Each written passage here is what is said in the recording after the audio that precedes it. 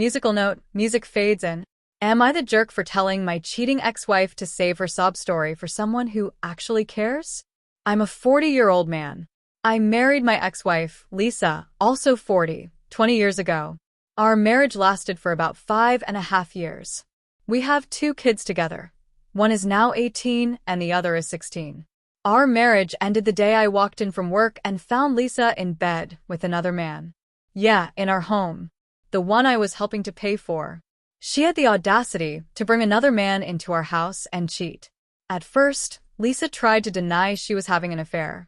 She claimed she was just offering the guy a place to crash for the night. But come on, she had sent our kids to my parents' place for the evening and hadn't told me a single thing about anyone staying over. Even if I'd been naive enough to believe her excuses, the circumstances made it clear I would have had to be blind and foolish to ignore the obvious. After I filed for divorce, Lisa found out she was pregnant. Suddenly, she wanted to claim I was the father and that we should reconcile. Then, in the same breath, she changed her tune and admitted I couldn't be the dad, which I already knew. I had undergone a vasectomy and had gone through all the necessary follow-ups to ensure it was successful. Still, even with a vasectomy, it's wise to get a paternity test. Procedures aren't 100% fail-proof. Just saying. Eventually, she miscarried and then blamed me for it. She said the stress of the divorce and our custody battle caused her to lose the baby. Mind you, she was the one who wanted full custody and had the nerve to demand $5,000 a month in child support, which I couldn't afford even if I wanted to. Lisa went on to live with the guy she cheated with. Not long after, he was arrested and served about 2 years. During that time, she stayed in his house while he was locked up. Our divorce was finalized, and we were granted 50-50 physical and legal custody. Everything was spelled out in a court-ordered parenting agreement. Now, let's talk about Lisa's new husband, the guy she cheated with. My kids despised him.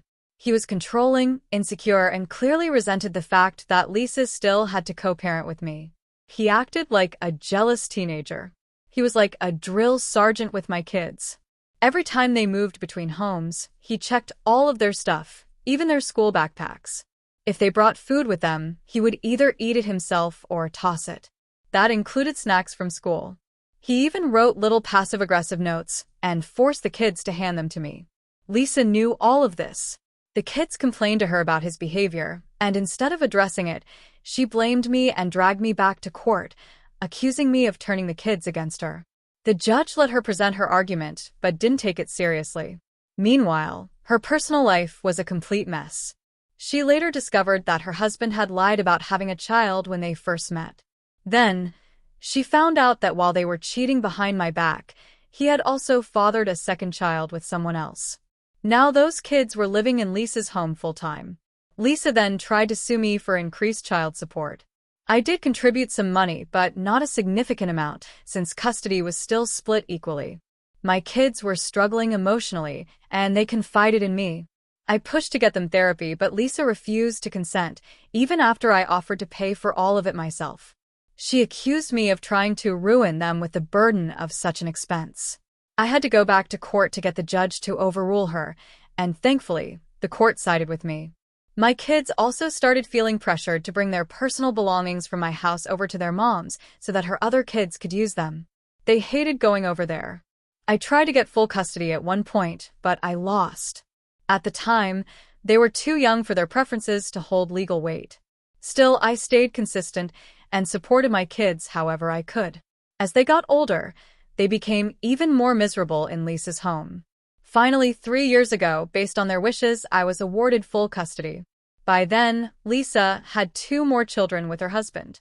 But my kids never bonded with their step- or half-siblings and didn't care to stay in touch with any of them. They wanted to live with me, and only me. That alone says a lot about the state of their relationship with their mother. After the custody shift, child support flipped too. Lisa was ordered to pay me. Last year, she had it reduced due to financial hardship. But over the past couple of months, Lisa has emailed me 42 times. Yes, 42, asking for money or begging me to send over old stuff that belongs to the kids. I only responded once, clearly telling her I wasn't going to help. I've ignored the rest of her emails. My lawyer has documented them, but that's as far as I've taken it legally. Still not taking the hint, Lisa decided to confront me in person. She gave me this long sob story about how hard it is to feed and clothe the 4 children living in her house. I told her, plain and simple, to save the drama for someone who actually cares. Her household isn't my responsibility. She cheated. She broke this family. And now she wants the man she betrayed to bail her out? No way. She needs to go ask Captain Savaho, the guy she cheated with, for help. He's the one she chose. My only concern is our 2 children. Period. She even tried contacting our oldest, but once both kids figured out she was trying to manipulate them, they blocked her. After my response, she sent a long email. I barely skimmed it, and then had the nerve to send a mutual friend from over a decade ago to guilt-trip me. That person tried to say I was abandoning Lisa all over again and being heartless. I shut that down immediately. I haven't spoken to that person in over 12 years, and they don't know a thing about my life anymore. Now, I do understand Lisa is still the mother of my kids. And I know that while my kids currently want nothing to do with her or their step and half-siblings, that could change someday. Maybe I didn't handle her request in the most compassionate way. Maybe the way I spoke to her just deepened the rift. So, here's my question. Does all of that make me the jerk? Honestly, I don't think so. She made her choices. She cheated. She lied. And now she's reaping the consequences years later.